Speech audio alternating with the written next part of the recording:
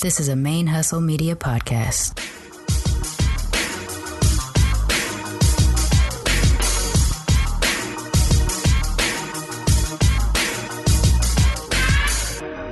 Hello and welcome to the show. My name is Jackie O and you're listening to Militantly Mixed. Yo, this is Rashani from the Single Simulcast. And when I'm not making you laugh or making up parody songs, I'm kicking back, listening to Militantly Mixed. Hey y'all, welcome to Militantly Mixed, a podcast about race and identity from the mixed race perspective. I am your host, Charmaine, aka Mixed Girl Maine, and I'm back from my mental health hiatus. This episode is episode 60, and it is airing on September 3rd, 2019. I'm so glad to finally be back. I really missed sort of the activeness of doing a weekly show. While I'm really glad I took the break, I did miss it. I miss being able to do this a lot. So here's what's been going on for the last month. I have been recording the intros for the reruns though, so I haven't been fully disengaged. But I hadn't been doing any interviews related to Militantly Mixed. I did last week. I did do a pre-screen, which was a long conversation, but the guest was international guest. So I wanted to make sure that we got a chance to do that. I also did do a couple in-person recordings for Blurred Comics, which will be released this and next week. But primarily, I stayed away from interviewing, and all the things that I did related to the shows were promotion and or expansion stuff, trying to develop ManeHustle Media as a company further. So I'm really glad I took the break, though, because I needed it. I was in my coping mechanisms were way off by the time I ended July, and I absolutely needed this break. I will say that personally, life is actually way harder right now than it was a month ago, but because I took the mental break that I took, my coping mechanisms are in a better place. I can actually handle a little bit better what I'm going through now than I could even a month ago. So here's the update. Over the course of this last month, I have been actively looking for a replacement job. As y'all know, I lost my job unexpectedly in June. I took out money from my 401ks and my life insurance policy and my been on unemployment, but that money's gone. Once I pay the rent here in September, that's it. I have no more money. My bank account goes down to zero, and I don't know what I'm going to do for the next month. I'm continuing to trying to find work. I'm temping and things like that, but it's very likely that if I don't find a job right away, I'm going to be in really messed up straits by the end of the month. Unfortunately, my husband also, he's a college professor. His classes were reduced this semester. So all in all, on a professional level, my husband and I, our life is kind of falling apart. So we don't really know what we're going to do. We're two people with upper level degrees that have been underemployed for majority of our adulthood. And now we find ourselves at 41 in pretty dire straits and not able to find stable long-term employment, which is really weird given our skill sets. But that's the reality of the situation. And so personally, things are pretty rough. But the light in my life is getting to do these shows. So I just have to find a way to turn these shows into the way that I can survive, which is what I've been working on throughout the course of August. A couple ways in which I was doing that, and ways in which you as a Militantly Mixed audience came through for me was I put up some t-shirts on Teespring, a fundraiser shirt, the Be Your Mixed Ass Self t-shirt, and a couple other shirts, Mixed AF, Unapologetically Mixed, and of course the logo shirts are always up on Teespring if you want them. Weird thing is that the Be Your Mixed Ass Self was supposed to be a temporary fundraiser shirt as a way to generate more interest in purchases, and it was supposed to come down on August 31st, and it didn't. It did for me. So from my creator perspective, I can no longer see that shirt exists. But from the store perspective, it's still there. And I know you can still buy it because someone bought one yesterday, and yesterday was September 1st. So I guess you can still get the shirt. I don't have access to it. I've reached out to Teespring to try to figure out what's going on. But until that gets sorted out, if you still want that shirt, you better go get it now because it is available temporarily. I did set out to sell 200 shirts by the end of August. I did actually only hit 30 items. So not just the shirts, it was like mugs and totes and things like that.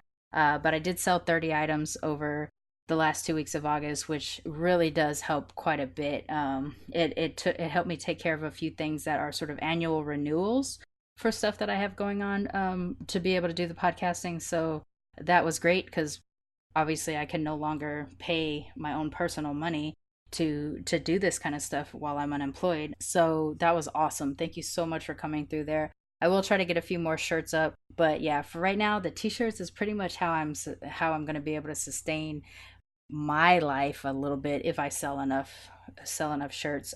As far as the other things, I did I say this already? I don't think I did. Before I decided to go on a hiatus in the month of August, I put a goal to hit $100 a month by the end of August on Patreon sponsorship and increase that $100 each month until we hit $500 a month in December. And then I decided to go on hiatus, and I thought, well, I've just screwed that up. It's not going to happen because, I'm not going to be releasing any new shows. So there's no way I'll hit the goal in August. And as of August 23rd, I did hit that goal. Some of y'all came through in a big bad way. Some of you increased your current sponsorship. A handful of folks reduced their sponsorship as soon as I made the announcement that I wanted to hit $100. But then new people jumped in. So it was kind of a mixed bag. And at the beginning of the month, I thought, oh gosh, I'm losing. Actually, this messed me up by announcing I wanted to hit a goal. People started pulling their money out. But a lot of people came through. I had one increase up to $40 a month from one person, one increase up to $25 a month from one person. I got a number of dollar levels, which is great because it's just a tip jar. There's, nothing but just like, hey, I like this, keep it going. And then the $3 levels and above gets the shout outs on Twitter and Instagram, things like that. So I have been shouting out people who have increased or added their new sponsorship on Instagram and Twitter. You can check them out there. And so, yeah, we actually, as of right now, we're actually at $120 a month. The goal for September is $200 a month, so $80 more to go. And it just shows me that, when I am honest about what's going on in my life, which is not easy to do, to tell y'all like, shit, I lost my job and I don't know if I'm going to have rent by the end of the month. It's an embarrassing thing to admit. It's not a comfortable thing to admit. And yet some of y'all came through and was like, we don't want the show to end. So if it helps to support the show, I like some of the messages I got was basically like, I know you're going through something, and while I can't do much more than this, I want to know that the show's going to keep going. So I'm giving what I can. And that kind of stuff has just meant so much. I'm so appreciative of the folks who came through during the month of August. So as of right now, $120 a month of sponsorship, and it just means so much. So yes, I am trying to hit 200 by the end of September, 300 by the end of October, 400 by the end of November, 500 by the end of December, etc. But I know that it'll take time to grow the audience to bigger, to be able to sustain that kind of sponsorship. There's a lot of shows out there that make over a couple $1,000s a month.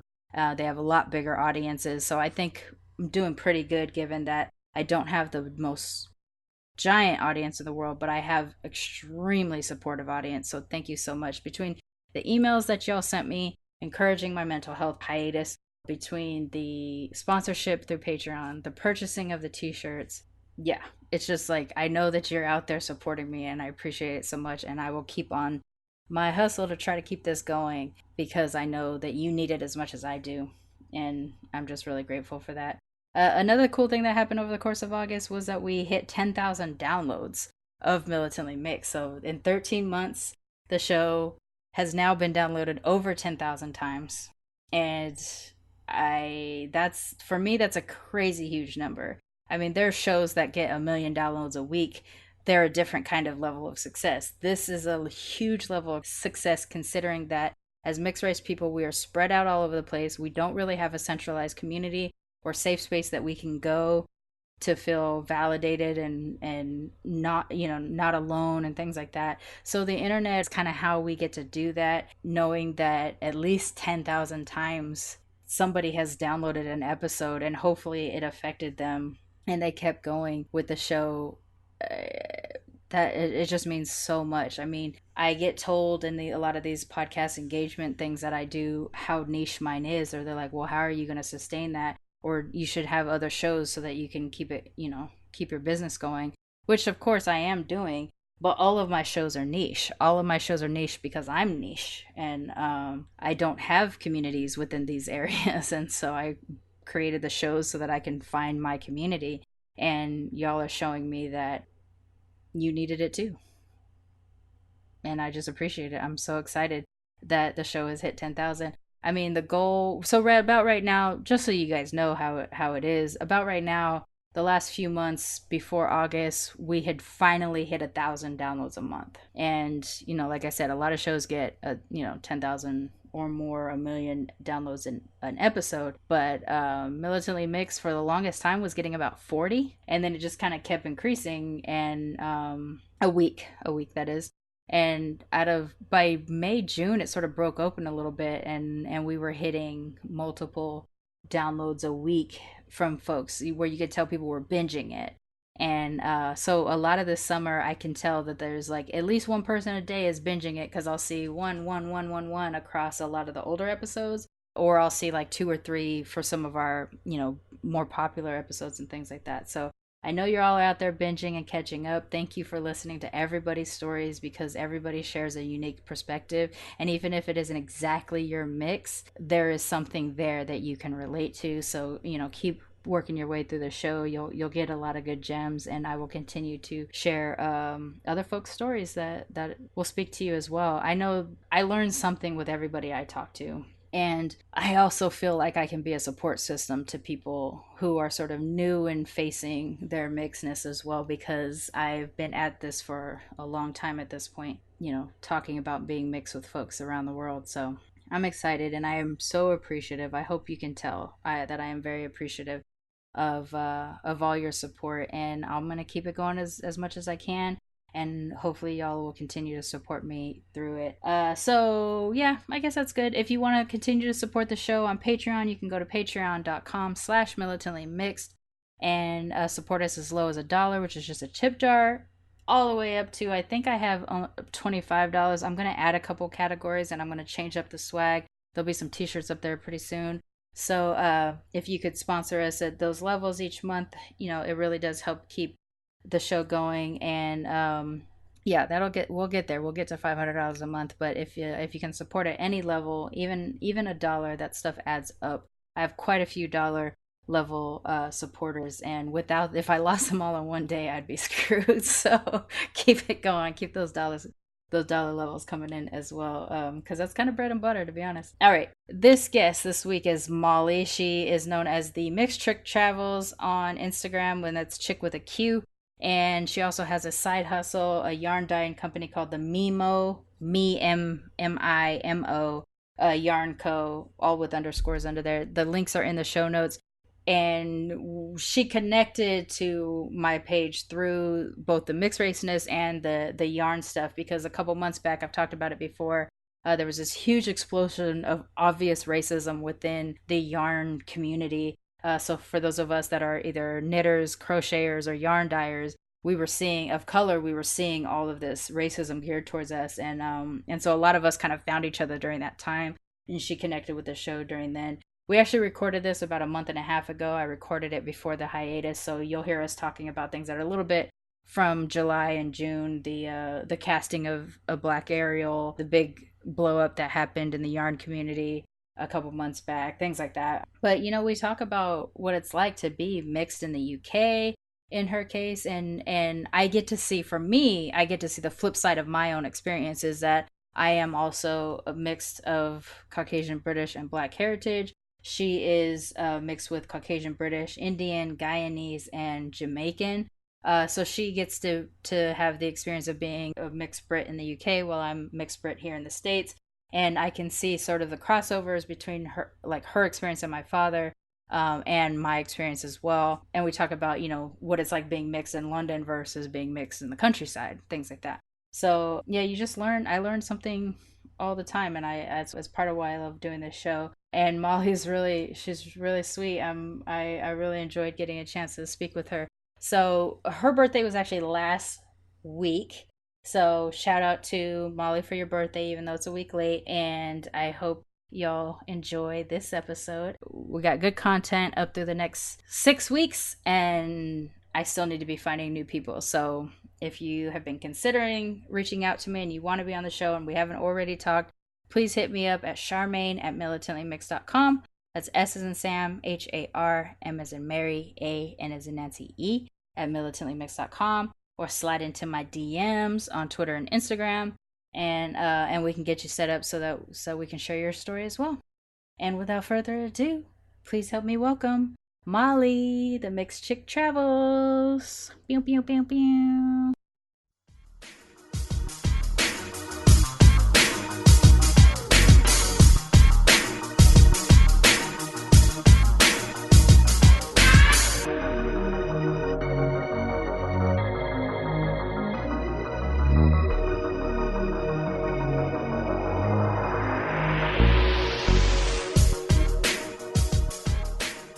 All right, so this week's guest is Molly. We discovered each other through Instagram. And Molly, why don't you introduce yourself to the audience and then we'll get into it. Hello, lovely people. I'm Molly. I'm from the UK. I am mixed race, but my mum would always say that I'm black, even though, we argue about that.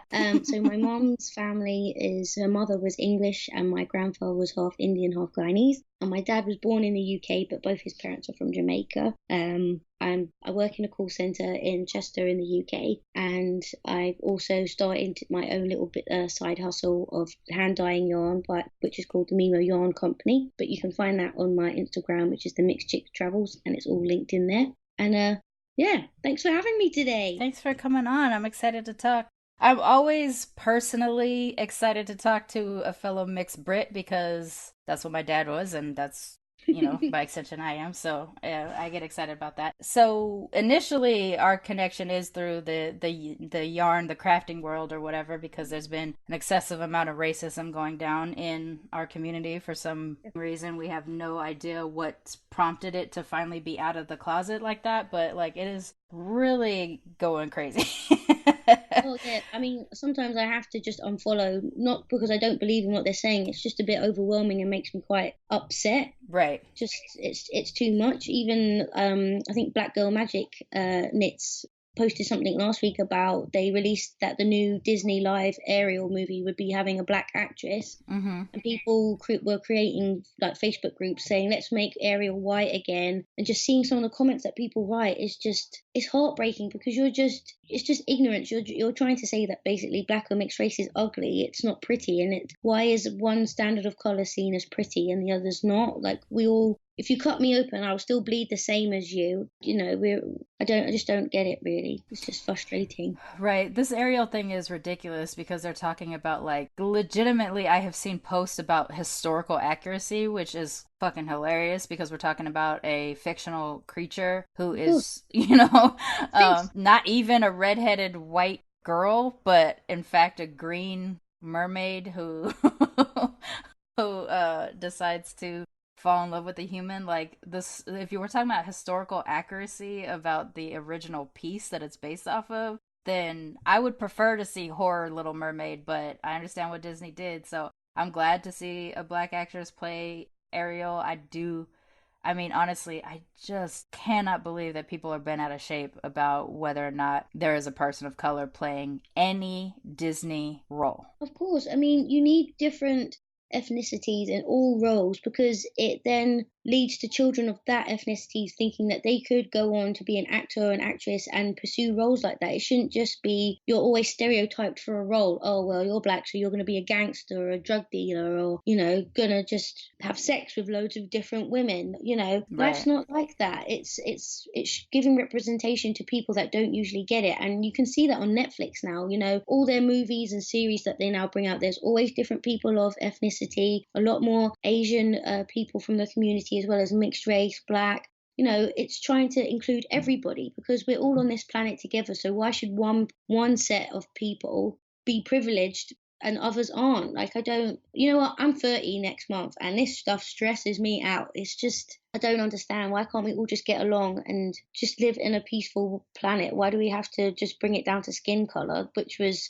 brought in because they couldn't. What was it? I heard somewhere it was on one of the table talks with Jada Pinkett, and she had this lady in that was an advocate for people of color, and she said the whole reason that race was actually brought in was, I think, the 14th century, because they couldn't figure out what religion you were in. So they then started to kind of pick on you by the color of your skin, and that's where it generated from.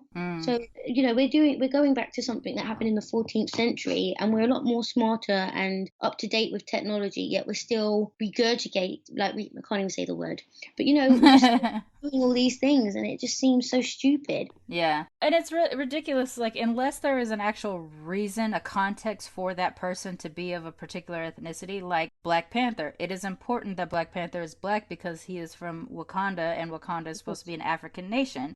And not only that, it's a separatist nation, so they're all going to be Wakanda and they're all going to be black. So in that case, yeah, you don't cast a white person or an East Indian person or East Asian person or South Asian or Latino. Like, that makes sense. But an arbitrary character like a Cinderella or a Belle or an Ariel. It's all your imagination. It could be whoever you want. It could be whoever you want to be. So yeah, I can't believe that kind of stuff is. But the stuff that's been going on in the yarn world, in the dyeing world, has been crazy for a while now, because there were famous white dyers that I was getting their yarn forever who were jumping on the Black Panther bandwagon last year. But it was like after some black dyers were posting their things, and then it would be kind of like a very similar photograph of yarn and things like that, like very similar inspiration, and it did kind of feel like I guess I had this idea in its mind, but it's like, no, you stole it. Yeah, it did feel like, give the, rather than being like, oh, this black yarn dyer is doing a Black Panther series, so I'm going to do a Black Panther series. It could be like, hey folks, I know you like my stuff, but if you like my stuff, check out this, woman of color who's out here dying. That would have been a nicer thing, I think. But that sparked a number of different things, and since then it's just been like this spiral of, first, it doesn't even occur to them that people of color are crafters, or that we might have an inclination towards other people of color, yarn dyers and things like that. It's pretty baffling. I just don't understand why it's become so prevalent lately in the crafting world. I think it started in January, didn't it, from the blog post? I can't remember the lady's name, and it's just escalated. And if it's not each month, each week, there's something new coming up, It's also talking about inclusive, I can't speak today, I'm tongue twisted, sizing, making sure that sizing is available to all those people, just having fair representation. It's not just black knitters, it's also men that knit, they get forgotten about also. There's just so much, and something that's supposed to be your happy place, you sit down, maybe with a cup of tea, glass of wine, I don't know, whatever your beverage is, you just want to sit, chill, and knit and do your nice pattern, and then to know that that's going on in the background, such negativity, and people don't see that. I don't know, it all just blows my mind. And then sometimes I want to comment, I want to say things, but then you don't know who you're going to upset. You're always going to upset someone. It's such a tricky kind of situation to navigate. And when you try to explain to people experiences you've had as a person of color, I say predominantly mixed race, because it is hard when you're mixed, because you're two different ethnicities and you're trying to deal with both those cultures. They always try to like, no, it's not as bad as you think it is. What are you talking about? It's like, seriously, this happens to me all the time. Mm-hmm. Yeah, when you and I were talking earlier, you were talking about just in your face racism, where people are actually showing you that they're uncomfortable with your presence in public spaces. Yeah. I went food shopping last week with my boyfriend, because I did some catering for his dad's party, and I was just running around the supermarket. I'm an ex-chef, food excites me, and I was just trying to buy some flowers, and I was just looking around the unit that they have in the supermarket with all the different flowers. I was oblivious to it. I don't look at what people are staring at anymore. But he said when we left, he's like, I didn't want to say anything while we're in there, but some old dude was just staring at you, like just point blank staring at you. And my boyfriend Mike just ended up staring him out and just like, what are you looking at? we used to get it on the tube in London. We'd just be there sitting, chatting to each other.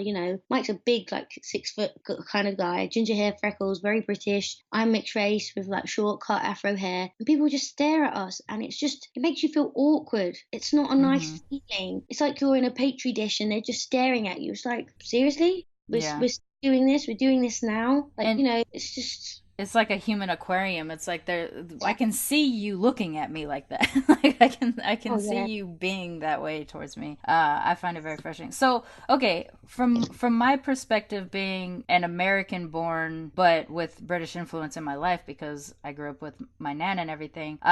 Growing up when I was younger, when we would watch shows from England, they always seemed to have a mixed race presence, or almost you would see more mixed race black people than you would see full black people in a lot of things. And then as I've gotten older and continued to watch British comedy and things like that, you do see you see at some point someone has to turn to the black person and be like, you're mixed, right? Or you're half and half, right? Or something like that. Yeah, they use us as the butt of the joke. Right.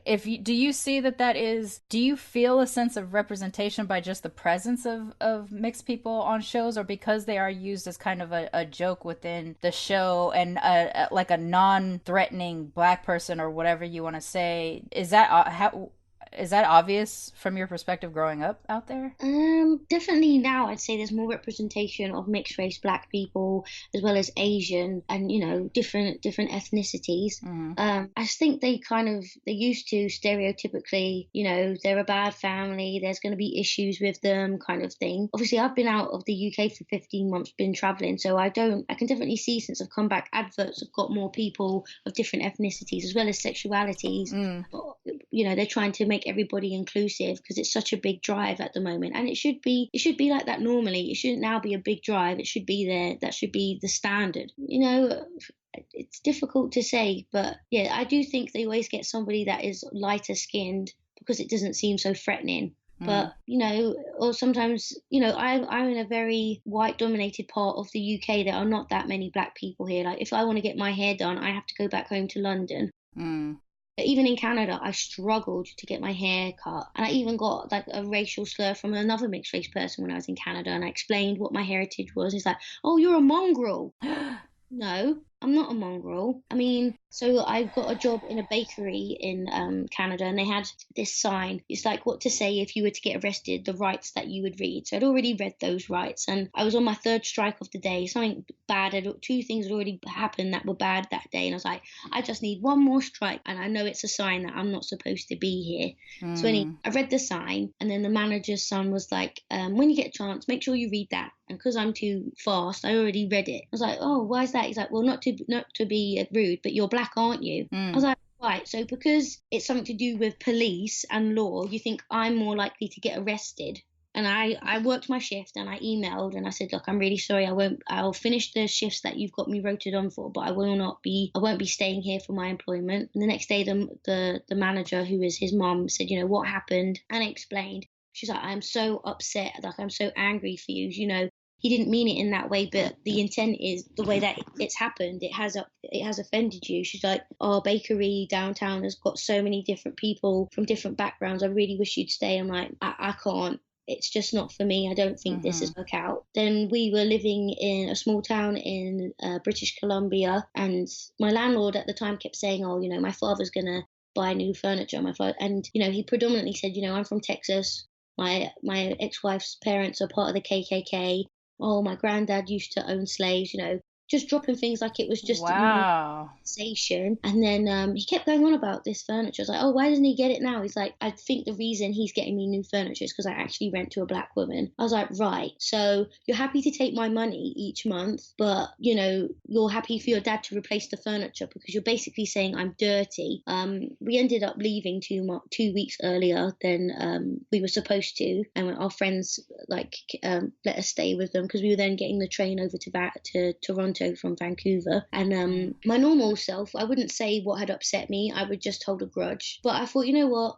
I'm going to say something, because if I don't say something, it's going to happen to somebody else, and that's not right. And I said, the reason that we left early is because the comment that you made was inappropriate and you actually offended me. I said, it caused me to run upstairs and cry in my room. I said, you have to think about these things sometimes. Like, yeah, it might sound like you're bigging it up to your friends, but is it useful? Is it useful information? Is it going to better you or me as a person? If it's not, don't fucking say it, because you don't know all the stuff that you go through being a female of color, especially when you're having to deal with the likes of people that all dress the same, all of their shopping Topshop and H&M, they have all the big eyebrows and the lip filler now, and you're competing with that. Yeah. It's like, the reason I left is because of what you said was inappropriate. It's not on. He's like, I won't accept the furniture. I was like, by all means, accept the furniture, but no, this is the reason. And the fact that you keep telling your friends like it's some kind of golden token to talk about, like it's not. That's my feelings at the end of the day. I can't change the colour of my skin. This is what I was born as. This is the person I am. But I can educate people and be like, no, what you said was out of line.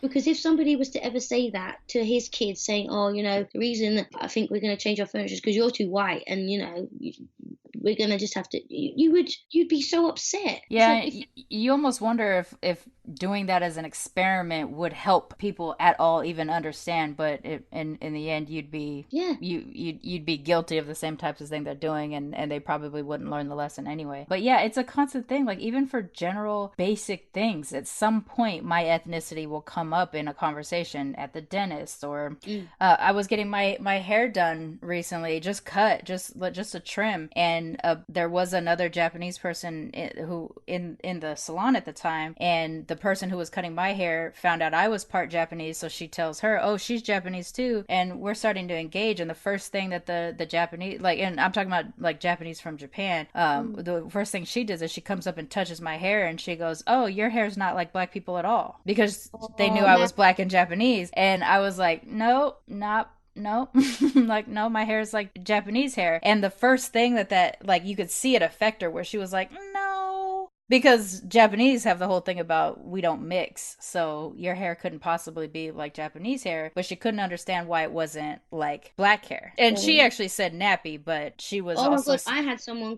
say that when I was working at a spa last year, and I got so offended. I went on a rant on Instagram. I never usually rant. I'm not that person, but I just don't have the patience nor tolerance anymore to give any more fucks. Right. Geez, listeners, I swear loads. I used to work in a kitchen. They're used to me.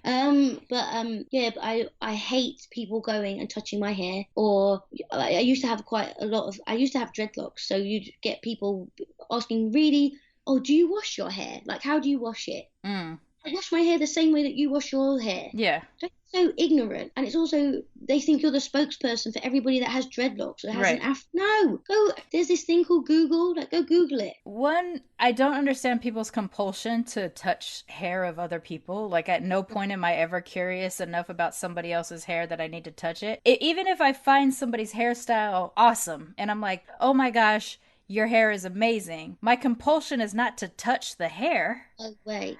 I would always ask though. It's a bit like I've got someone in my family that's pregnant currently, and she's like, touch my belly. I'm like, no. Yeah, like why? First of all, like, I'm intrigued by pregnancy, don't get me wrong, but it scares me too, because I'm like, wow, there's a little person in there. Like, you're building a human. Yeah, it's very weird. So, but the fact that she gave me permission to touch her belly, I was like, okay, that's cool. But it's not, or even friends, like I spoke to a colleague today at work, she's like, if you wanted to touch my belly, that's fine. I'm like, yes, but it's the fact you're giving permission for that. It's not just some random person coming out on that to touch you. It's the same with your hair.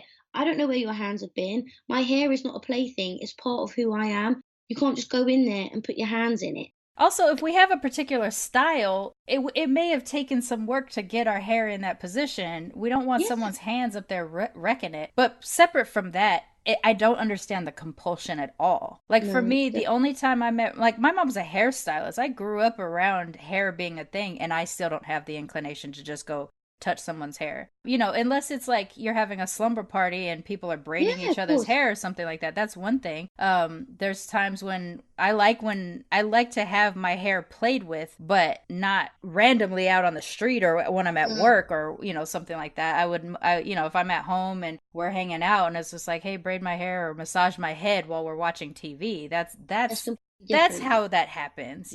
I just don't have the inclination, and I don't understand why people do. And I don't like when I don't like when white people say to black people or people with different styles of hair than them to be like, oh, my hair is so boring and flat, but your hair, and then they use it as like this weird compliment No, to also other you at the same time. I used to.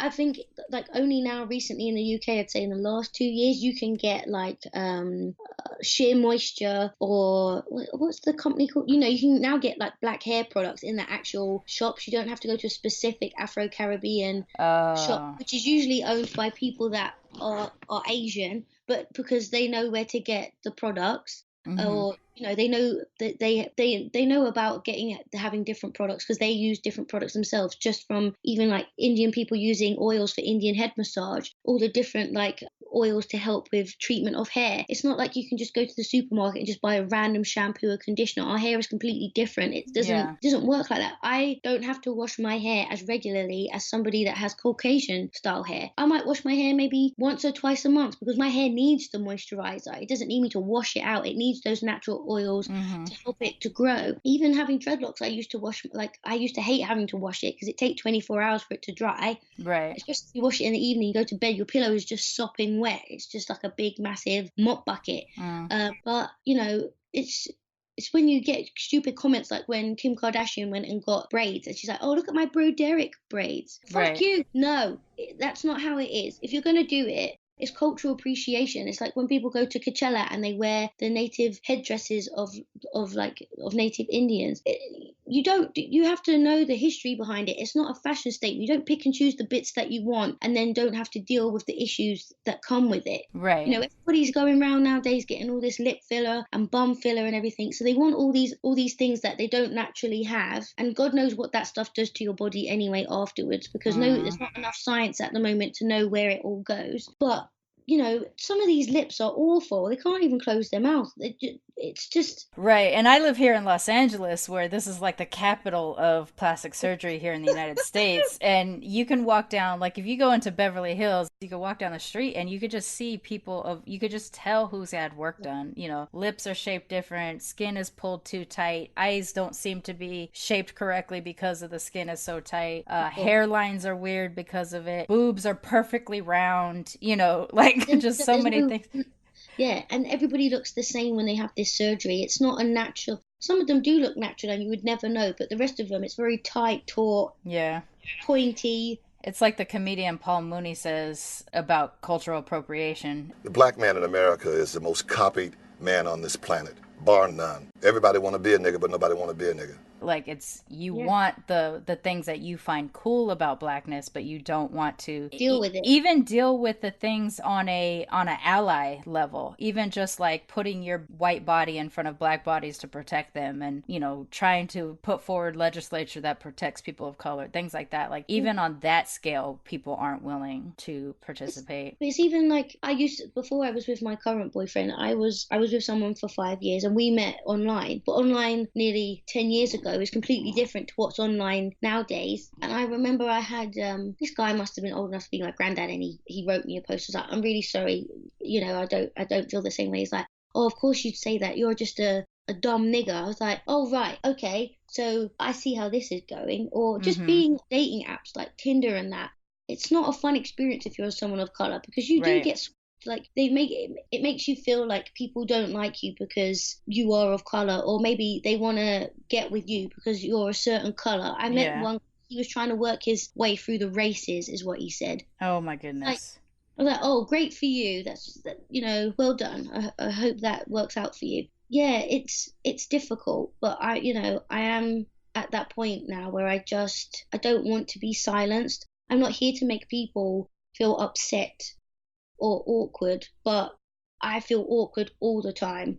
like I said, I live in a very white dominated area. I always kind of like with my parents, we weren't close to my dad's parents. I lost my dad's dad died when I was 4, and my grandmother never really wanted anything to do with me and my sister. She didn't believe that my mom was actually mixed race. She made my mom bring her parents to the house to prove that my mom was mixed race. Wow. She would not engage with my grandmother, who was British, who was white. And this is a woman, my nan, who's my mom's mother, who passed away, I think it'd be 6 years this year, and she's awesome. You know, she dated a black man in the 1960s in England. She used to get spat at. She used to get stones thrown at her. She used to be called a slag, a slut. My mum and her siblings used to get chased home and called, like, you know, gollywogs and all these stupid things. And people are like, oh, you know, nobody means it. They're only joking. It's like, no, it's not. But the joke itself is hurtful. So why do I have to be okay? Why do I have to accept it as just a joke if it's actually designed to be hurtful or harmful? Exactly. Like, people only say it's a joke when they just try and soften the blow of them being honest with you.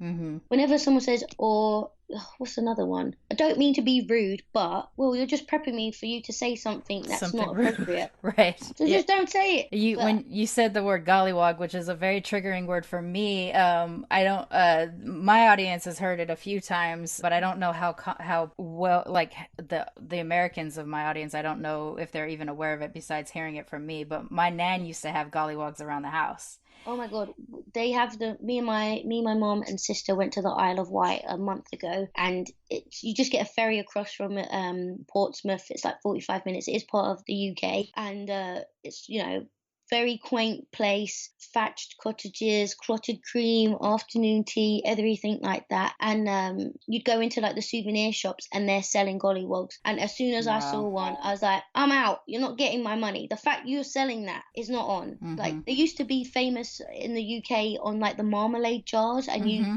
save enough tokens and you could get one. But I think there was a big deal about it a few years ago in the news over here, and they were to say that it, like, they're no longer advocating those. They're like, it's seen as a racial thing, right? You know. But when it was with the marmalade, it was part of the whole marmalade. It was never seen as a racist thing. But whenever I saw those in those shops there, it just made me feel awful. Like, I remember we're going to the Isle, because my parents used to take us to the Isle of Wight all the time for Easter. Mum would always book a caravan in Easter when it's pissing down with rain and it'd be cold and wet. And I'm like, yeah, great holiday, Mum. Great memories. No, but they were good memories.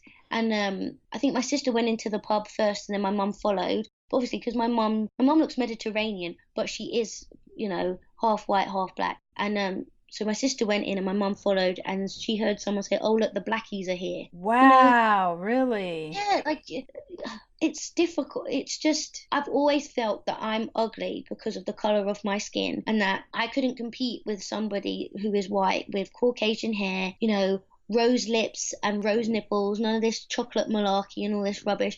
And I used to feel like that. I always used to think when I was younger, it'd be so much easier for me if I was white, because being mixed race is not hard, but you're trying to figure out who you are. You're of 2 different nationalities, maybe more than just 2. You're of different descents, and you're trying to work it out for yourself. And when all you see in magazines is pretty white girls with like curly, like nice curls, or dead straight hair, and they pull off, you know, like, it's only recently you see like black or mixed race people in makeup adverts. Not that I wear makeup, but, you know, right. The whole beauty industry always pushes that white is pretty, white is pretty. You know, I was always the friend that would end up holding coats or pulling people's hair back when they're being sick, because I wasn't the one getting hit on. I was just there. Or I remember getting hit on once when I was at university, and this guy's like, you look like Rihanna. And I'm like, no, I don't. No. I find that the fetishizing, the type of thing that happens to mixed people, where we're somehow a higher beauty standard than a monoracial person of color, I mean, it's harmful, and it creates strife between different peoples of color and everything like that. But even within ourselves, is somehow the way we are treated as both sometimes more beautiful than monoracial people of color, but also lesser.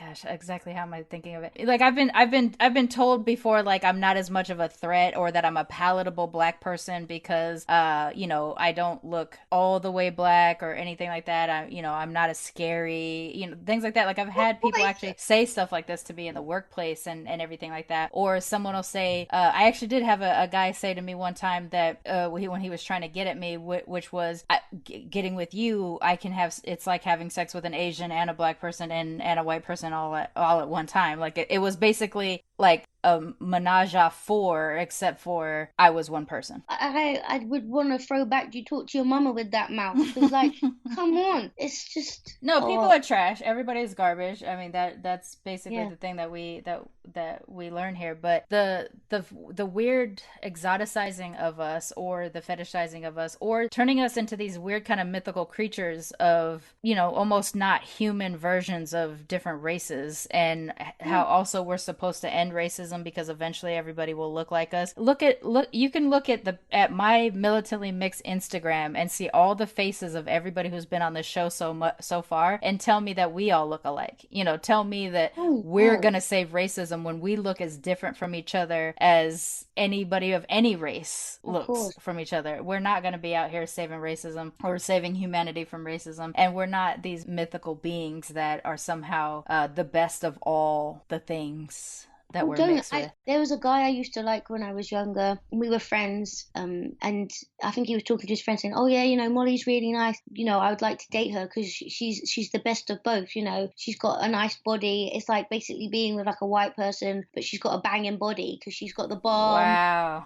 So like the young naive he was like, "Oh my god, he's complimenting me." And when I think about it now, I'm like, "No, you're not. No, that's not on. Yeah. I'm still human. You know, my as I just said to you before we came on the podcast, I would say when people ask me what is my ethnicity, I'm like, I'm hot chocolate. I'm like, what? I'm like, I'm 3 parts chocolate, 1 part milk. I'm like, that's how I see myself. And it's an ongoing thing. I'm always trying. I remember my friend, she was very drunk at the time, and I was like, I'm really ugly. You know, I don't like who I am. She's like, Molly, you're an amazing human. You are kind. You are beautiful. And the quicker you realize that, the better you're going to be. She's like, fuck what everybody else thinks. But I'm like, but it hurts. Like, what people say is pain, it's hurtful, and also it's tiring. I'm tired. Right. I'm 30. I'm nearly 30. I should not be tired. I shouldn't.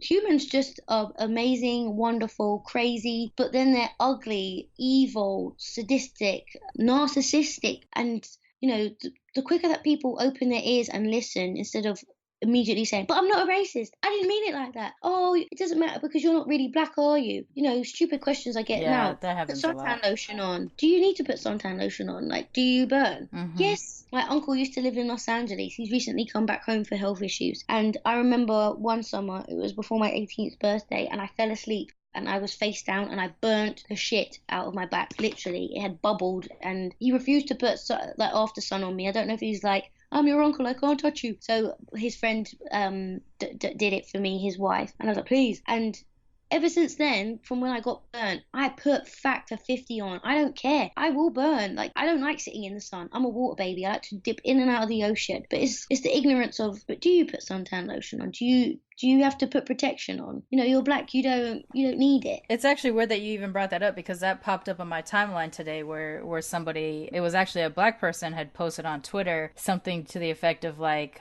all you black people that are putting this, you know, chemical on your skin when you really need vitamin D, you need to be out there in the sun. Black people don't burn, whatever, blah, blah, blah. And it's, you know, it sparked a whole bunch of black folks getting on there and going like, we need you not to be telling people this because 1, we do burn. Just because you're black doesn't mean you don't burn. And 2, black people are notoriously underdiagnosed with skin cancer because it is harder to detect, you know, visibly depending on the darkness of someone's skin, but also because of that belief that black people don't burn or that black people can't get skin cancer because melanin is nature's natural protectant or whatever. It doesn't mean that you're not you're still cooking yourself. Plus we're out here with thinner ozone than we've ever had before. There's UV rays and things like that. We do actually need to be protecting our skin no matter what shade of brown that we are. And it's things like that level of ignorance. The thing about the ignorance that forces a person to ask a question, especially when there's Google now. Like if you want to be racist and ask a racist question, go to Google first. Try to figure it out there, because you're inflicting your racism and your ignorance on us, and then we have to walk around feeling a kind of way all day long because of shit that you've done. You know, I've had people ask, you know, I've had family, once they found out that we were mixed with black, ask if we ran fast, if that meant we could run fast, you know.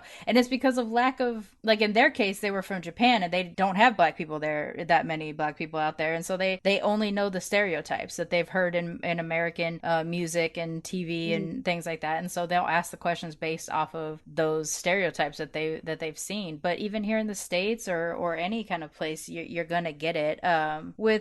So did you grow up in a predominantly white area as well? Or I know you said you grew up in London, but were there other people of color around you when you were growing up? I grew up in Streatham, which is southwest London, where Naomi Campbell is from, darling. And it is a very multicultural place. You know, you've got people from all different nationalities, different religions, and my school was mixed. It had black kids, mixed race kids, white kids, Indian kids, Asian kids, you name it, you know. Then when I went to secondary school, which is in Richmond, which is a very, you know, high-end, white populated area, I went to a school that my year was the largest intake to regenerate it, and a lot of the kids were from one parent families, a lot of black mixed race children, Asian again, but we were the biggest intake for that year. So there was 4 groups and there was 30 kids in each group, so that was for my year alone. Then when it got to after my sister's year, because my sister's was 2 years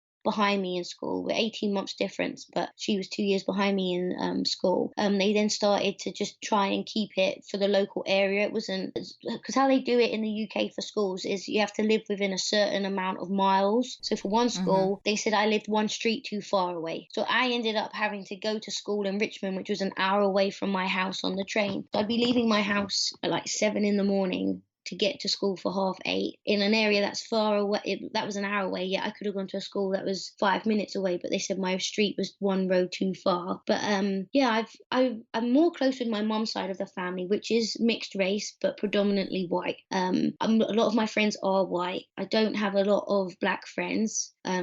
Sometimes I feel like I'm a fraud to have black friends, and when I'm with them, I don't act black enough. I used to get called a bounty at school because I looked black, but I'd act white. I'd also get, you act white. I was like, what? Because I speak well. I didn't speak with slang. I was like, I was brought up. I wasn't dragged up. So yeah, I used to get called like a bounty or a coconut. So a bounty is a chocolate bar, but it's coconut on the inside, white desiccated coconut, and then it's coated in milk chocolate on the outside. So basically saying you're black on the outside, but you act white on the outside. So this is something that, again, crosses all cultures and all kinds of things, because here in the States, that idea is an Oreo cookie, where it's a chocolate cookie on the outside and white cream filling on the inside. And that's what you are if you're black presenting, but you quote unquote act white. And we really got to stop doing that to ourselves within our own community, because you're not acting any kind of way but where you're from. I mean, I grew up in the hood, and the white kids who grew up in the hood with us, which there were like 5 of them, they sounded just like the black kids. The Mexican kids and the Asian kids in our neighborhood also sounded like the black kids. So for us, that was it was predominantly black neighborhood, but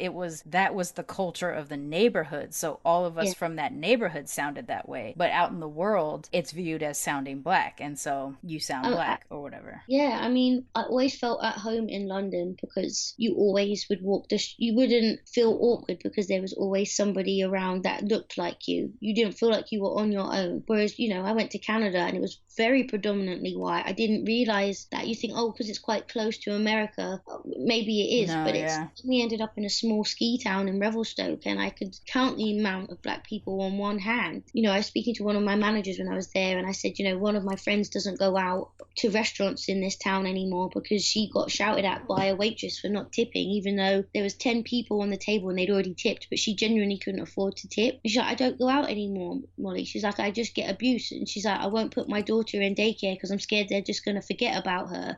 You know, she's from Jamaica. She's like, I'm scared that she's going to get neglected. She's like, I'd rather be off with her than leave her with people. I just don't trust them with her because I don't want anything bad to happen. And the fact that she had to say that just broke my heart, because you could tell her little girl just wanted some little people to hang out with. Kids don't see colour like that. Of course they see colour, but they don't associate. They don't see division yeah, through the color, right? Yeah, they just see, oh, look, there's another small person that's just small like me. It's not, it's all, education starts at home. Yeah. And then it goes on to school, the people you hang out with and things like that. And, my mum is mixed race. And when her dad used to be in the UK because he ended up moving to New York, she would link on his arm and just hang off him and be like, this is my dad. This is my dad. Like, she was bigging up. She's like, this is my black dad. Like, this is him. She used to get her hair permed so she looked like she had an afro, because my mum is mixed race, but she looks like she has Caucasian hair. But she used to be a reggae girl back in like the 70s when she was growing up. She always loved, she's like, I just love black men and I think they're beautiful. She loves white men too, but that's just what she wanted, that connection with her background. She wanted that. She wanted mixed race kids because she's mixed race. She wanted them to have curly afro hair, even though she was evil with the brush, man. Jesus. She's always been an advocate for it. She's like, if someone asks you what color you are, what do you say? I'm like, mixed race. She's like, no, she said, you say you're black because that's what you are. She's like, own it. She calls me and my sister her dusky maidens, which I don't know if that is appropriate to say or not, but but she loves it. Well, dusky isn't really something that's commonly used here in the States, but I do recall that being a way to describe someone as browner. Yeah, it's kind of like slightly tanned. Yeah. It's all right if it's your mom and it's swarthy. She never meant it, but in any offense. But it's difficult, especially getting older. I feel like I'm a lot more conscious of what's going on around me and how people are looking at me or approaching me. Like, I've been on buses and older people will grab their bag and hold it close to them because they think I'm going to steal something from you. A, I'm not going to prison for you, and B, there's nothing in your bag I want. I could go buy it if I really wanted it. Like, I'm not here to be stealing people's things. I just want to eat good food and knit and have a good time. And I know, like, how often I wonder when people do think of a person of color as a threat in some kind of way, or that they're going to try to steal or anything like that. It's like, my whole thing is, how often are you thinking about wanting to steal from somebody? Because the average person is probably not fantasizing about, I'm going to grab that bag and take off or anything like that. Like, I don't have the time, the energy, the desire. I'm not thinking about you. You're thinking about me far more than I'm thinking about you in this instance. If you're afraid of me, you need to make for dinner, or right. You got bills to pay, Yeah, it's the last thing that's on your mind. And we could talk about it forever, but I would definitely say I'm at that point where I'm not an advocate for everybody that is mixed race. Everybody has different stories to tell and how they want to make the world a better place. But yeah, you're only responsible for your own experience and your own story. Yeah, exactly. So, some people will agree with some of the things I've said and some people won't, and that's okay. That's your opinion. You don't have to then go, I don't think social media is a great tool, but also it's a shit tool, because people go behind and become keyboard warriors and say things they would never say to your face. People don't know the difference between an opinion and a fact, and sometimes you need to sit down and think it over before you say something. Am I upset with what that person said, their opinion, or is it a fact and actually what they said is wrong? There's things I'm saying here that are opinions and you're not gonna agree with me, and that's absolutely cool. But we need to be bringing each other up, not taking each other down, and I think that's where we'll make progress. But each to their own. Yeah. Well, we are coming to the end of the show. Before we wrap up, I would just have one last question to ask. Oh my What gosh. do you love about being mixed? Because we deal with a lot of stuff, like we've heard on this episode. We deal with a lot of pain and ignorance and racism towards us because we're mixed, and as you said, when you were younger, you just kind of wished you were whiter so that life could be a little bit easier or whatever. But now that you're older and you've embraced the mixedness a little bit more, what do you love about being mixed? What do I love? I love the fact that I get a mixture of nationalities, as that makes me me. I get to enjoy Caribbean food, English food. I get to enjoy different pastimes. I get to find out different histories. It's not just one country, it's from various countries. I love that I don't have to go and pay to get my lips done. They are naturally plump. I do love my curly hair, even when it's short and needs some love and TLC. I like that when I do put hair products in, it smells like coconuts, and people are always like, what's that smell? I'm like, it's my hair. I just I can't help that my parents fell in love and made me and my sister, but I'm glad that they did. And I'm glad that hopefully someone might be listening to this around the world and it strikes a chord with them, and they might be in a really shit place, but they might think, actually, I felt like that too. And it's being there for each other. And just, I don't know, I love being mixed. I like how my skin tans. Is that bad to say that? I mean, some of us, like, I'm one of the ones that my biggest complex in growing up was that I wasn't dark enough. Like, I grew up around black people and I was pale, so for me my standard of beauty was dark skin and blackness, and I couldn't, like, as a kid I thought, oh, I'll never be beautiful because I'll never look like the people around me. And so, you know,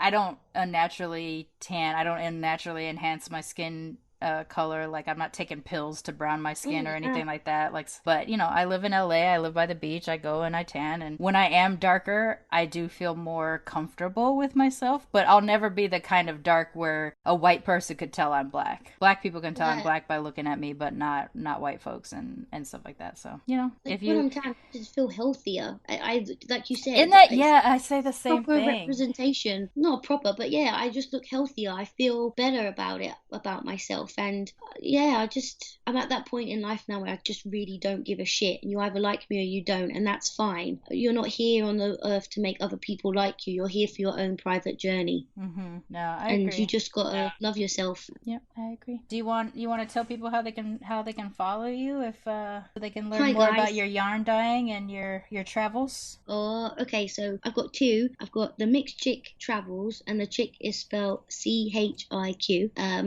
And then I've got my yarn company that I'm starting at the moment as we speak, called the Mimo Yarn Co. And you can find that on my link. If you want to follow me, follow me. If you don't. But just pop up there and say, hey. All right, well, thank you so much for joining me and sharing. I'm glad that we got to do it. Yeah, you got to do it, and that you're working your way through some of the things about mixedness that have been frustrating or difficult or painful and all that. Thank you for letting me come on your show and to talk about it. Really appreciate it. Militantly Mixed is a ManeHustle media podcast, produced and hosted by me, Charmaine Fury. Music is by David Bogan the One. You can follow us on social media on Twitter, Instagram, and Facebook at Militantly Mixed. If you'd like to become a sponsor of Militantly Mixed, please go to patreon.com/militantlymixed for monthly sponsorship, or paypal.me/militantlymixed for a one-time only donation. And if you like what you hear on Militantly Mixed, please subscribe, rate, and review on iTunes or wherever you listen to podcasts. And don't forget to be your mixed-ass self.